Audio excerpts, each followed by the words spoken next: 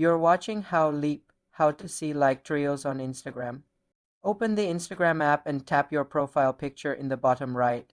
Tap the three horizontal lines menu in the top right corner. Select your activity, tap interactions, then select likes. You will see a list of all posts you've liked, including photos, videos, and reels. To filter only reels, you need to manually scroll and look for the Reels icon, a play button on each post.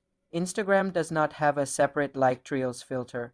Alternatively, you can save Reels to a collection. When watching a reel, tap the bookmark icon to save it to a private collection. To view saved reels, go to your profile, tap the three-line menu, then Saved. Here you can organize saved items into collections.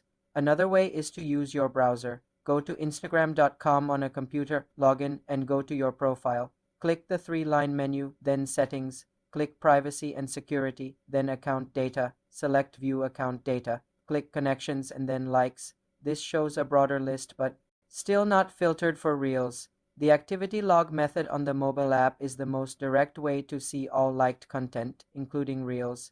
You can also unlike a reel from this list by tapping the heart icon. For more simple computer tutorials, subscribe to the channel.